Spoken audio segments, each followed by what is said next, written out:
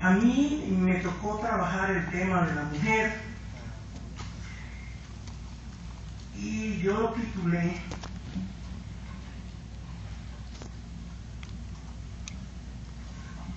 de la siguiente manera: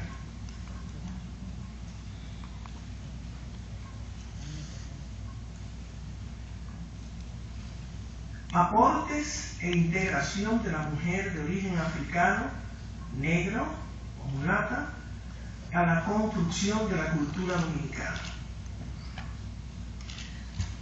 La legitimación objetiva de esta afirmación la encontramos si leemos y revisamos la legislación colonial más arcana, fundamentalmente las ordenanzas y leyes que recoge el Código Negro Carolino y los Códigos Negros de la América Española, de la autoría, este último, de Manuel Lucena Sanmoral, de la Universidad de Alcalá de Henares.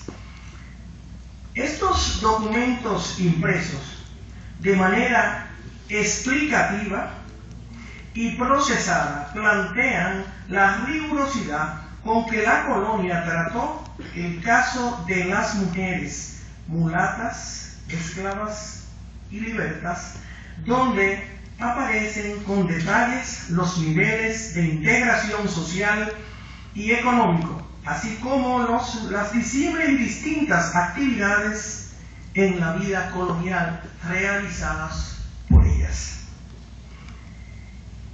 Los trabajos, tendríamos nosotros que señalar los trabajos a que debía ser sometida. Es uno de los aspectos que nosotros vamos a ver, y de manera especial lo hacemos porque para todos nosotros, no importa que aquí tengamos jóvenes de 19, 20, 18 años y hasta menos, sabemos que es cierto que nosotros en los trabajos más acuciosos de la historia nunca encontramos las cosas que hacen las mujeres.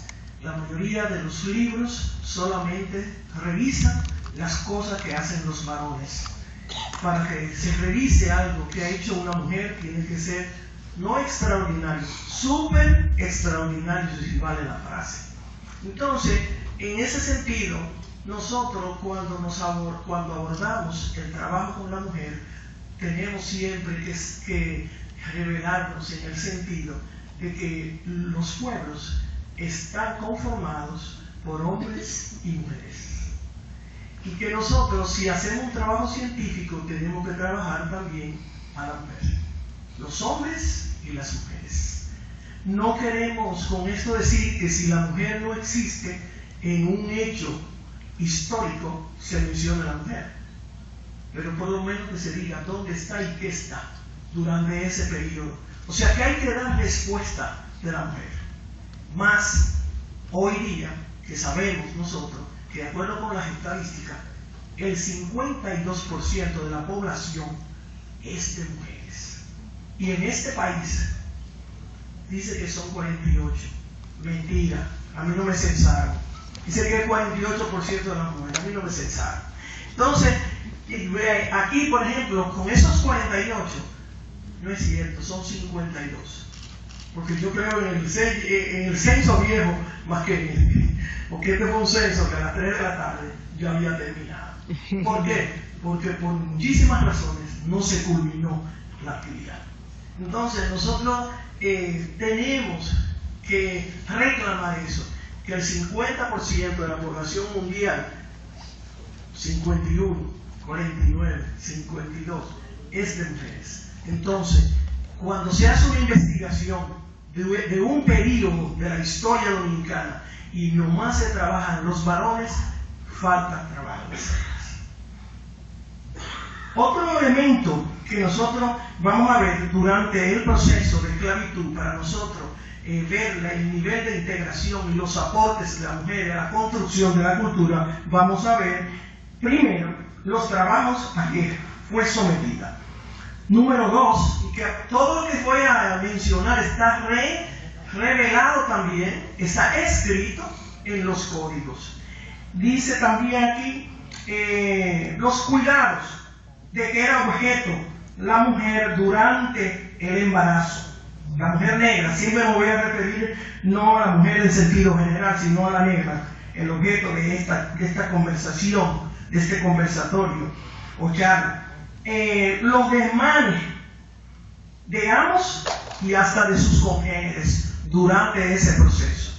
La mujer era cuidadosa, la cuidaban, pero no la cuidaban porque fueran celosos del cuidado de las mujeres, sino para que el feto no lo fuera a perder. A los 5 meses ya la mujer, inclusive, la ley ordenaba que tenían que retirarla de los trabajos en la zona rural, es decir, en los campos, más bien en las haciendas, para que no fuera a perder el futuro esclavo, que salía un poco más económico si la mujer paría aquí. Otro tenemos también como productora de esclavos, entonces ahí la vamos a ver también, no solamente de esos, sino también de los esclavos de vientre, porque hay otro tipo, había un tipo de esclavo durante el proceso que se llamó el esclavo de vientre. O sea que el esclavo seguía la suerte de la madre. Cuando los españoles se dieron cuenta que bautizando el hijo podían recuperar su libertad, pues en la pila bautismal pagaban por él. Pero cuando las autoridades se dieron cuenta de eso, entonces vino una norma que el hijo tenía que seguir la suerte de la madre. Y allí que nosotros en el proceso de esclavitud también tenemos el caso del esclavo de vientre. Allí estoy trabajando de cómo la mujer sirvió esclavo del vientre como esclava a la colonización.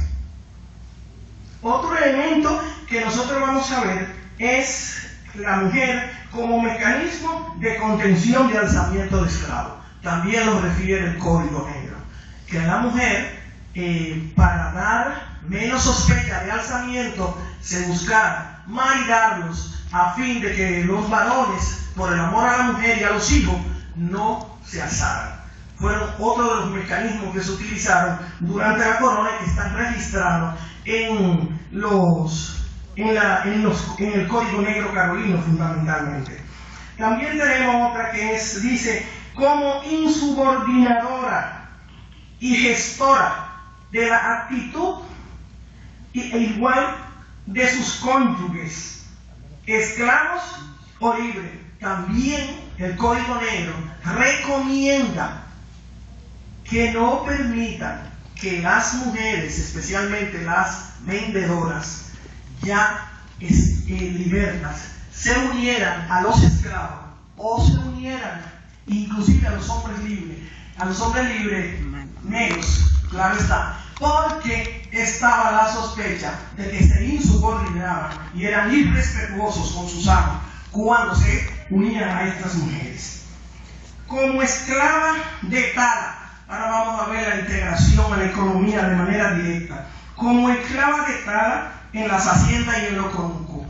Bueno, esa fue una de las clasificaciones de los esclavos y que a la mujer le tocó, va a depender de si no estaba con la cadena ni tampoco en los campos de caña, pero desde el 18 por ahí, pero sí va a estar entonces como esclava de tal hacer trabajo en las haciendas. Después tenemos como jornalera. Ese es otro nivel de integración de la mujer como jornalera, donde hace un gran papel a las distintas instituciones, inclusive dice que al ayuntamiento, a los conventos y también a viudas de españoles pobres, que era la jornalera, era la que se alquilaba, la mujer, la vendedora ambulante y productora de manufactura. Además, pues se le hizo que solo le pudiera comprar a su ama para evitar el diálogo, la oferta del producto. Aquí, en lenguaje del 2001, del 2021, para evitar que hiciera mercadeo, ¿no?, en la oferta del producto y en la negociación con el público. Entonces se le prohibió acá en la mujer, en ese trabajo como vendedor ambulante, que no le vendiera a otra persona los productos que ella hacía de su manufactura, que no fuera a su ama, nada más.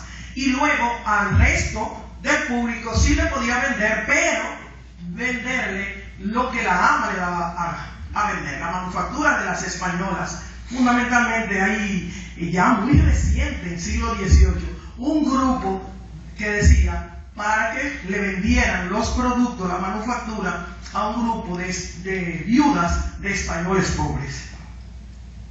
Seguimos nosotros en ese punto. La mujer, la vendedora ambulante, también, que nosotros hoy podríamos hablar de la marchanta, ¿no?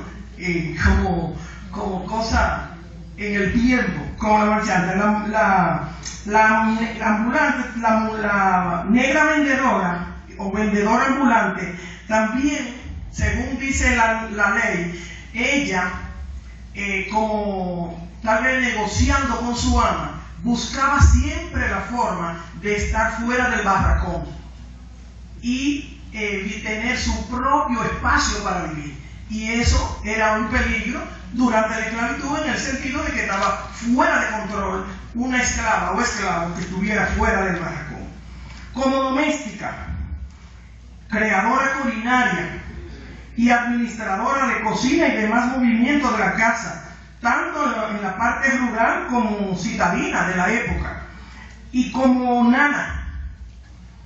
Y no solo como nana, sino muchas veces también como nodriza, en otras responsabilidades que nosotros podemos ver, que son grandes responsabilidades que tenía ella la mujer en la transmisión de las costumbres, tanto a nivel de la educación doméstica del hogar, así como también de los saberes, y de los saberes de ella también. No solo de los saberes que conocía a través de su convivencia con su ama y con los amos, sino también de los propios saberes de la mujer de origen africano. Hay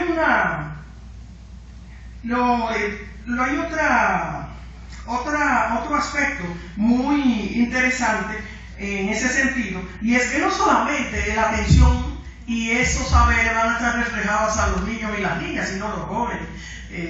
Decía Bolívar que su espíritu laborioso lo había heredado de su esclava Matea, que lo había criado, porque Bolívar había sido huérfano, su mamá se murió cuando él nació, y él fue una mujer negra que lo crió. Y él siempre decía eso, que quiere decir que esa influencia de costumbre y de haceres no solamente va a ser con relación a chiquitos, sino también con relación a los jóvenes.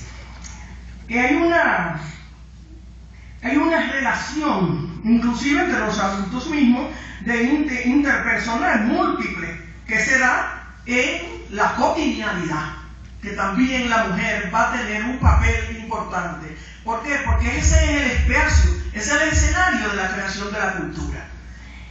Tenemos otro, como es el paso, y cuando hablamos de espacios de creación, podemos hablar también de la recreación de la cultura.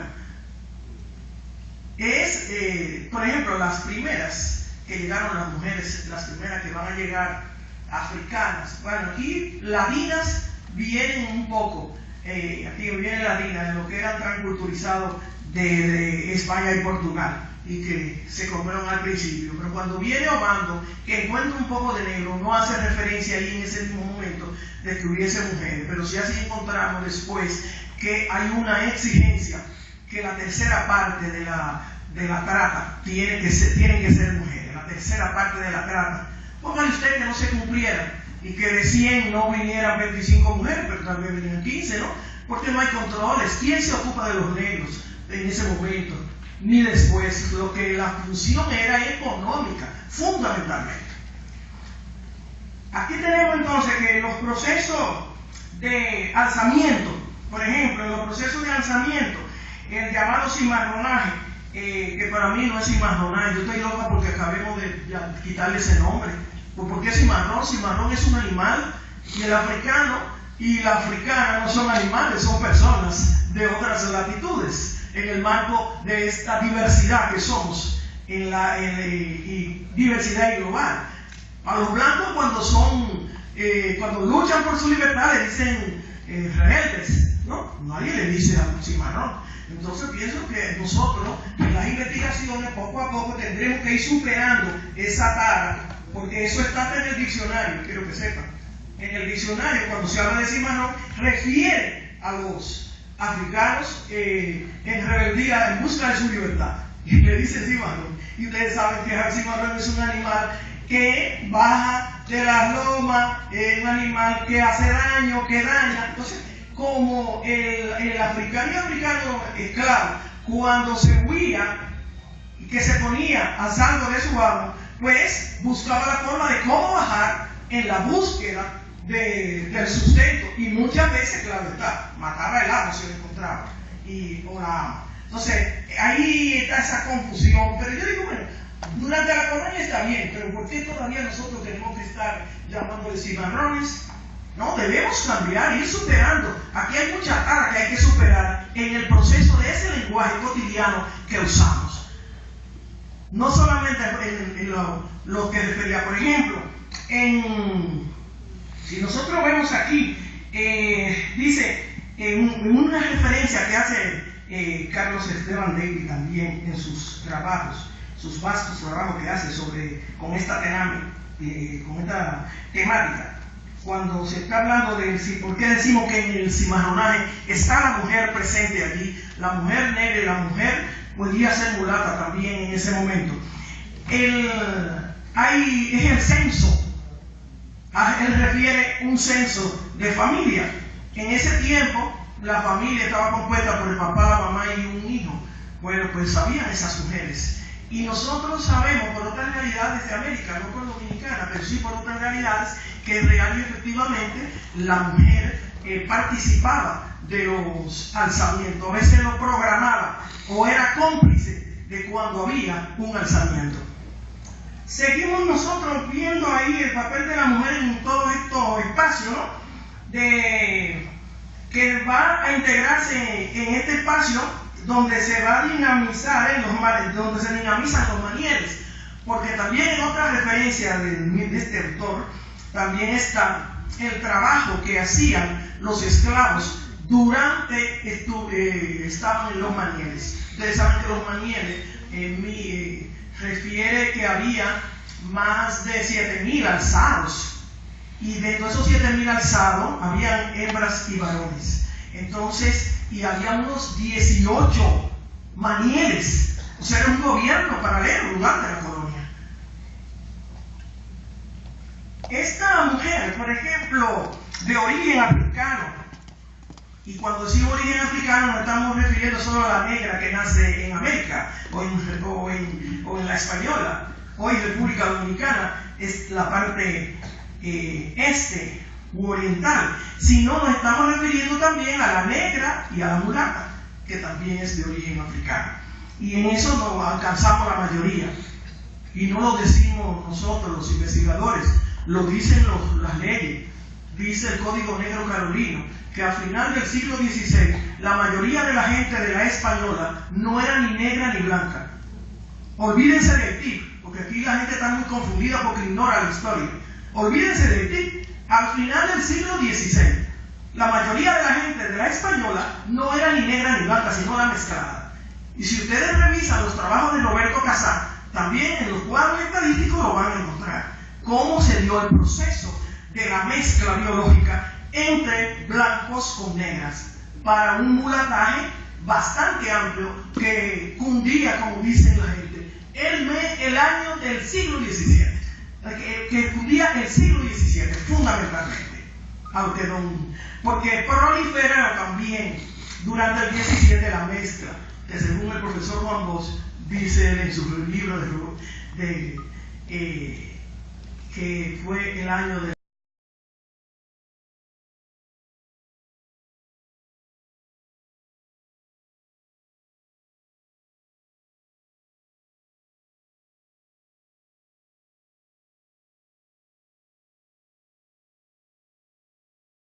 que hay tres factores importantes en el proceso de no dominicano a partir del 17. Y uno va a ser la superestructura colonial, obviamente. Pero el segundo va a ser la mezcla biológica. Y el tercero, el osalzamiento. Porque vamos a hablar de una cultura cimarrón, de la recreación de la cultura, vamos a hablar de la mezcla de las costumbres, de las culturas, y vamos a ver la superestructura colonial que va a imponer lo que quiere que ese pueblo que es suyo, que lo tiene sometido, pues reaccione frente a su expresión cultural. Nosotros también entonces, porque es bueno saber que la esclavitud, y más que esclavitud, que ser esclavo no tiene nada que ver con negro. Fundamentalmente va a ser eso a partir del siglo XVI con el capitalismo. Acuérdense que el segundo modo de producción fue el esclavista. Y existió esclavitud de blanco con blancos. Diocleciano le echaba esclavos a sus perros cuando tenían hambre, y esos esclavos no eran negros, eran blancos. Recuerden ustedes el caso de Moisés, que le dio un fuetazo un soldado a su mamá, que era esclava. La mamá de Moisés no eran negros. O sea, lo de negro viene después de la Edad Media, viene entonces el Renacimiento. Y la esclavitud con los negros, fundamentalmente, va a ser en el 16, con el Renacimiento. Y eso se llamó, según tenemos dicho en los procesos de desarrollo de la historia, va a tener una relación estrecha con la acumulación originaria de capitales. Se vuelve otra vez a la esclavitud después que del modo de producción esclavista se pasa por la Edad Media, y entonces llegamos al Renacimiento y volvemos a utilizar, porque dice Marx, no yo, que es el sistema económico de mayor rentabilidad, era la esclavitud. Entonces, para la acumulación originaria de capitales, ahí tenemos la esclavitud. Pero también lo verán después ustedes, y casi me salgo del tema específico de las mujeres para totalizarlo, que entonces se abole la esclavitud cuando se quiere despegar el capitalismo, porque entonces hay que educar para consumir. O sea, si todos no consumían, no había desarrollo del capitalismo. Bien, nosotros entonces vemos aquí que la mujer